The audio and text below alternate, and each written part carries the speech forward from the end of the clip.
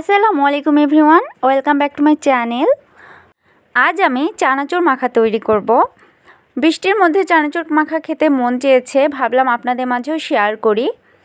চানাচুর মাখার জন্য প্রথমে এরকম ঢাকনাযুক্ত একটি পাত্র নিতে হবে, তাহলে মাখাতে সুবিধা হবে। আর অনেকে মরিচ মাখাতে চায় না, হাতে ঝাল লেগে যাবে, এর জন্য এটাই ঠিক আছে। আর আমি নিয়ে নিচ্ছি কাঁচামরিচ, শসা আর পেঁয়াজ কুচি। টমেটো থাকলে আপনারা টমেটো, ধনিয়া পাতা নিতে পারেন, আমার ছিল না, আমি দেইনি। এখন আমি এই চানাচুরের মধ্যে মরিচ কুচি, শসা কুচি আর পেঁয়াজ কুচি এগুলো দিয়ে দিচ্ছি।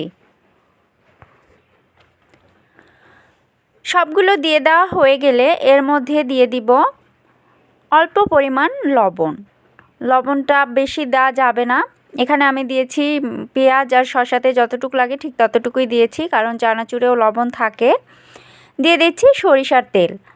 আর এখানে আমি দিচ্ছি আমের আচারের মশলা। আমি এখানে ঝাল আচার বানিয়েছিলাম, রেসিপিটা আমার চ্যানেলে দেওয়া আছে, চাইলে ভিজিট করে আসতে পারেন।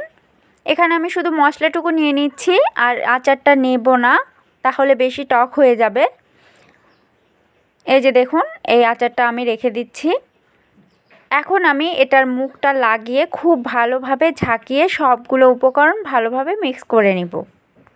এই কাজটা আপনারা বাটিতেও করতে পারেন, তবে হাত দিয়ে খুব ভালোভাবে মেখে নিতে হবে, অথবা কোনো মগ জাতীয় জিনিসে নিয়ে চামচের সাহায্যে মেখে নিতে পারেন।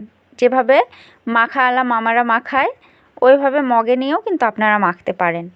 তো আমার চানাচুর মাখা হয়ে গেছে, এখন আমি একটু পরিবেশন করে দিচ্ছি।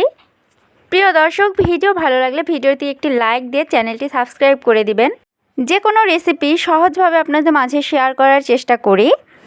আজকের মতো এখানেই বিদায় নিচ্ছি। পরবর্তী নতুন কোনো ভিডিও নিয়ে আবার হাজির হয়ে যাব। সে পর্যন্ত সবাই ভালো থাকবেন, সুস্থ থাকবেন। আল্লাহ হাফেজ।